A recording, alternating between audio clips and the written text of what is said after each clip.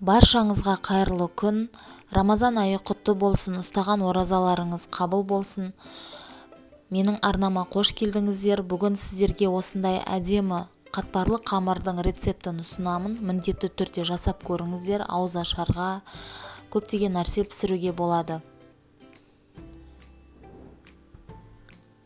Ең алдымен електен өткен ұнымызға салқын сары майымызды үккіштен өткіземіз. Және жақсылап араластырып қамыр елейтін боламыз. Сары майымыз міндетті түрде холодильниктен, яғни тоңазытқыштан шыққан болу керек. Еріп тұрған сары май болса, дұрыс өтпейді. Енді салқын суымызға бір шай қасық тұз қосып, жаңағы ұнды массамызға аз-аздан қосып отырып қамыр елейміз. Өте ұзақ елеудің қажеті жоқ. Массамызда сары май болғандықтан қамырымыз, майымыз еріп кетуі мүмкін. Жылдам қамырды елеп, ас орайтын целлофан пакетке салып 30 минутқа тоңазытқышқа қойып қоямыз.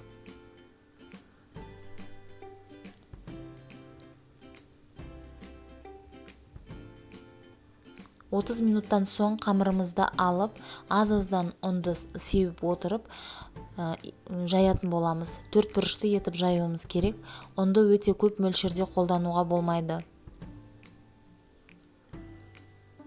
Ұнды барынша аз қолдануға тырысыңыздар.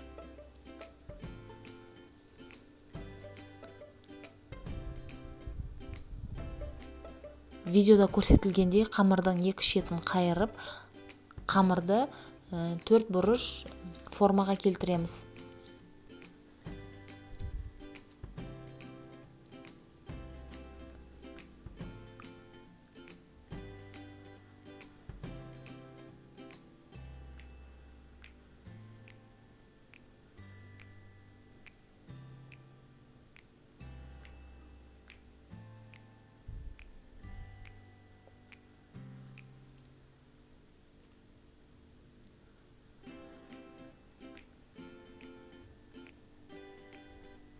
Енді сары майымызды немесе осындай маргаринімізді сапалысын алыңыздар.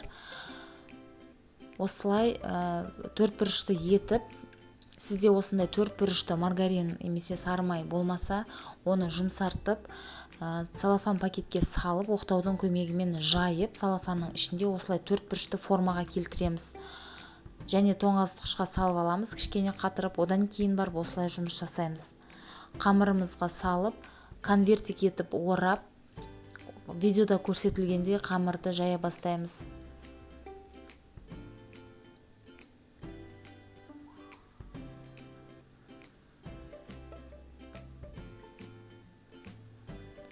Ішіндегі майды қамырдың бүкіл жеріне жайып шығуымыз керек. Бір жерінде қалып кетіп, бір жеріне жетпей қалуға болмайды.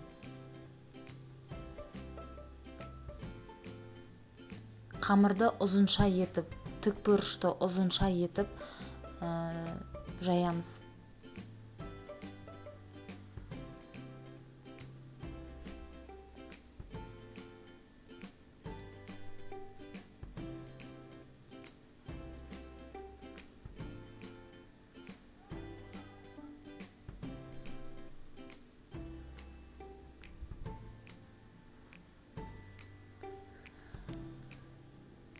Осылай кітап тәріздес етіп орап, целлофан пакетке салып, қайтадан холодильникке, тоңазытқышқа 40 минутқа қоямыз. Осындай процесті 3 рет қайталаймыз. Қамырымызды қайтадан алып, ұзынша етіп жайып, қайтадан кітапша тәрізді етіп орап, видеода көрсетілген солай орап және қайтадан пакетке салып, тоңазытқышқа қайтадан 40 минутқа қоямыз. Осы процесті 3 рет қайталаймыз. Әр салған сайын 40 минут тұрады холодильникте.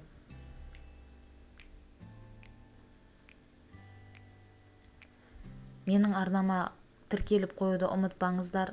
Сіздердің қойған әрбір лайк, жазған комментарийларыңыз менің арнамның ары қарай дамуына көмектеседі.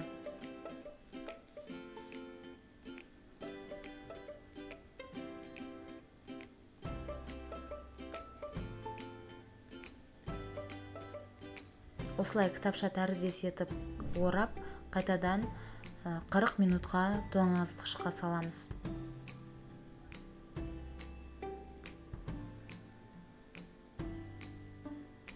Ең соңынан алып болғаннан кейін осылай ұзынша етіп қайтадан жайып, қамырымызды 3 бөлікке бөліп аламыз. Онымен бізге жұмыс жасау оңай болу үшін әр бөлігімен бөлек-бөлек жұмыс жасаймыз. Қамырымыз өте қатпарлы екені көрініп тұр.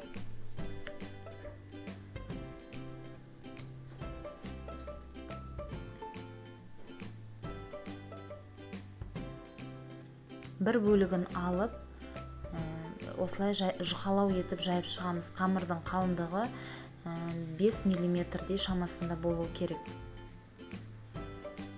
Бұл қамырдан есіңізге сала кетейін, дәл осылай 4 бұрышты етіп вилкамен, яғни шанышқымен тесіп алып, осылай бүтіннен пісіріп алып, Наполеон тортын пісірсеңіз болады.